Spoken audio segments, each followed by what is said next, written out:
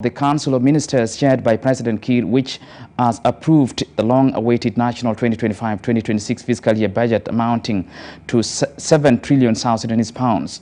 The endorsement of this fiscal year budget underscores the need for decisive and coordinated action to confront ongoing economic challenges in the country.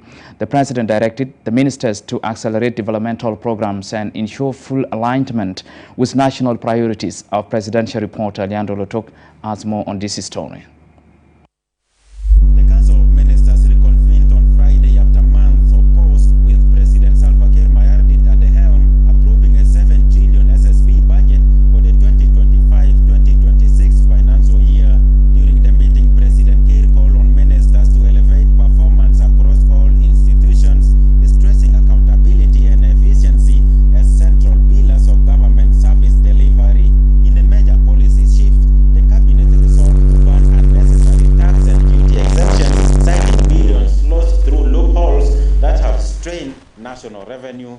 Speaking to SSBC after the meeting, Information Minister Michael Makwei said the cabinet has instructed the Minister of Finance and Planning to table the budget before the National Assembly without delay. And thereafter gave us a briefing on the proposed budget, that is 2025-2026 fiscal year. In his presentation, he told us that the resource envelope is 7 trillion South Sudanese pounds, 7 trillion South Sudanese pounds, with a deficit of 1.5 trillion South Sudanese pounds.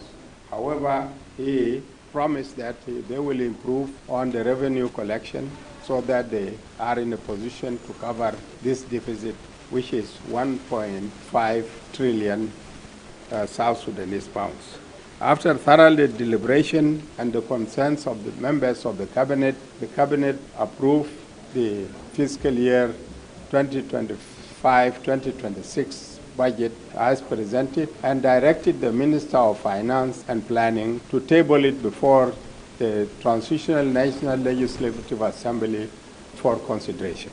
Back in the meeting hall, ministers listened to a comprehensive report from the Minister of Finance and Planning detailing the country's current economic situation. The minister outlined strategies to revitalize the economy, cushion citizens from hardship, and reinforce core financial systems. His Excellency the President gave the cabinet directives that we, as from now onwards, if we are serious and we need to implement the agreement, we need to implement whatever budget we have. We want to improve on our economic situation. It is our duty to make sure that whatever collections are made correctly and deposited to the chest. No, this idea of exemption, which is taking most of our revenues, the exemptions should be stopped and should be for a specific, this power it should be only limited to specific individuals on certain circumstances so that we avoid losing revenue and giving exemptions to people who do not deserve to be exempted.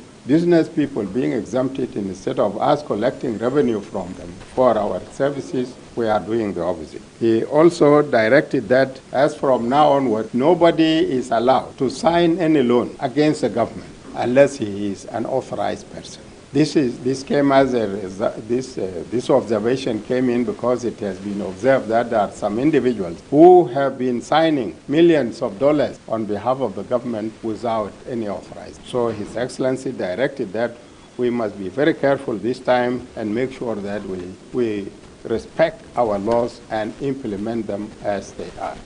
The session also highlighted critical infrastructure developments. The Minister of Roads and Bridges, Simon Mijak, presented progress on the proposed South Sudan-Ethiopia highway, a strategic road set to link South Sudan to the port of Djibouti. Once completed, the road is expected to open a new corridor for transporting South Sudan's crude oil to international market. This, of course, was a road construction agreed between the government of South Sudan and the government of Ethiopia. With this, all the processes have been implemented, except that there are some issues that are still outstanding in terms of operationalization of the project itself. But it is expected that by early next year, the project will start and the construction of the road will start. The cabinet further issued a firm directive banning any individual or institution from signing loans on behalf of the government without following full legal procedures, a move aimed at protecting national financial integrity.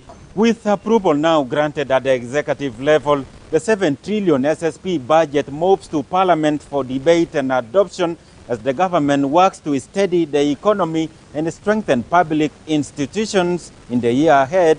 Alejandro Lotok, SSBC News, State House,